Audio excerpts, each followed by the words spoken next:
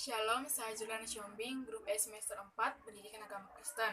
Saya akan membahas mengenai sejarah gereja Indonesia, yaitu yang dengan judul Sejarah Gereja Indonesia di Provinsi Sulawesi Utara. Seperti yang kita ketahui, bahwa lahirnya sesuatu yang ada di dunia ini pasti memiliki sejarah, begitu juga dengan gereja. Tidak akan mungkin suatu gereja berkembang apabila tidak menjalani berbagai proses, baik itu proses yang mudah atau mulus, ataupun proses yang berat. Gereja mengalami perkembangan maju atau mundur, dan tidak terlepas juga dengan tokoh yang berperan. Begitu juga sejarah gereja di Sulawesi Utara, dan mari kita membahasnya secara bersama. Dan yang pertama, saya akan menjelaskan mengenai data di Provinsi Sulawesi Utara sebelum dan sesudah masuknya agama Kristen. Sebelum agama-agama lain masuk ke Sulawesi Utara, masyarakat Sulawesi Utara adalah penganut agama Alifuru, yaitu Alifuru itu adalah agama pemujaan setan, pemujaan serta penghormatan terhadap para leluhur, terutama mereka yang dianggap sebagai dewa atau opo.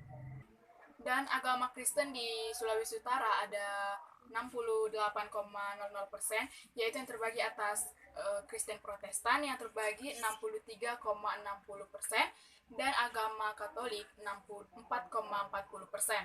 Sementara agama Islam ada 30,90%, dan agama Hindu 0,58%, dan agama Buddha ada 0,17%, agama Konghucu ada 0,2%, serta agama lainnya terdapat 0,35%. Dan yang kedua, saya akan membahas mengenai sejarah masuknya agama Kristen Katolik dan para tokohnya di Sulawesi Utara. Agama Katolik adalah agama ketiga terbesar yang ada di Indonesia. Agama Katolik ini disebarkan oleh bangsa Portugis di awal abad ke-16. Mereka menyebarkan agama Katolik dengan prinsip 3G, yaitu Gold, Glory, and Gospel.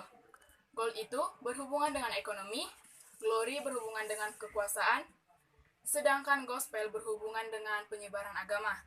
Jadi, penyebaran agama Katolik ini tidak akan pernah lepas dari kekuasaan, politik, ekonomi, dan pemerintah.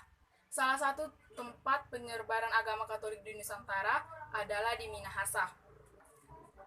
Dan penyebaran agama Katolik di Minahasa itu dipimpin oleh Pastor Diego de Magalhães dan Pedro de Mascarenhas di tahun 1563.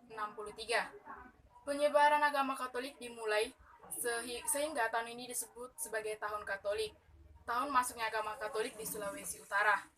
Sudah tercatat dalam sejarah banyak sekali orang, baik raja maupun rakyat yang masuk agama Katolik.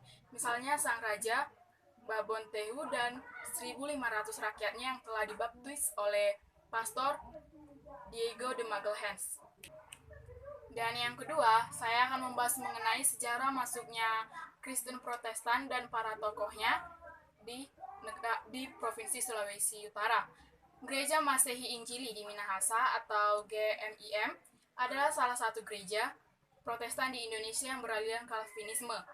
GMIM didirikan di Minahasa, Sulawesi Utara pada tahun 1934. Selatan telah dipisahkan dengan gereja dari gereja induknya, Indis Church, yang sekarang menjadi gereja Protestan di Indonesia atau GPI, dan pada tanggal 30 September 1934, GMIM dinyatakan sebagai gereja mandiri.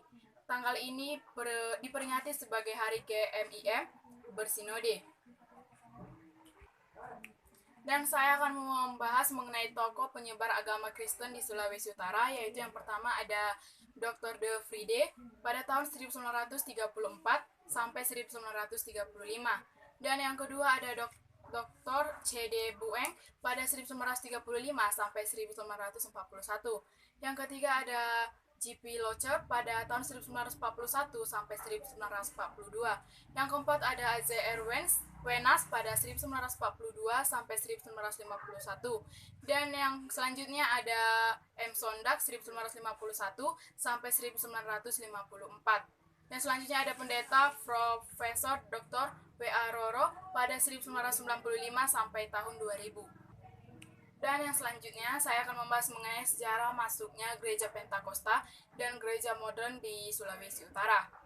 Pelabuhan Namurang 13 Maret 1929, sebuah kapal penumpang yang berlayar dari Surabaya baru saja berlabuh. Dua penumpang diantaranya sedang menjalankan misi gerakan Pentakosta, yaitu ada Julianus Repi dan Alexius Tambuhun, nama dua penumpang itu. Dan di tanah Jawa, di tanah perantauan mereka mengenal dan belajar aliran kekristenan ini. Dan para penyebar gerakan Pentakosta di tanah Minahasa ini berasal dari tanah Jawa, Cepu, Surabaya, Batavia. Mereka diutus oleh Pinkergermenti in Netherlands, Indi, untuk bekerja sebagai penginjil di daerah-daerah se-India Belanda. Dan sejak abad 19 memang sudah banyak orang Minahasa yang merantau ke tanah Jawa atau daerah lainnya di Hindia Belanda. Ada yang bekerja sebagai ambtener, tentara Kenil, bekerja di perusahaan-perusahaan milik Belanda. Dan di Cepu masih itu beroperasi sebuah perusahaan minyak. Belum.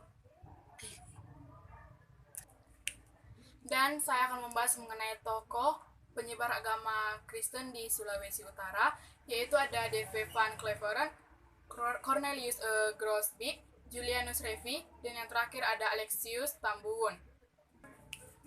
Ya, sekian pembahasan saya mengenai sejarah gereja Indonesia di Provinsi Sulawesi Utara. Semoga dapat bermanfaat bagi yang menontonnya.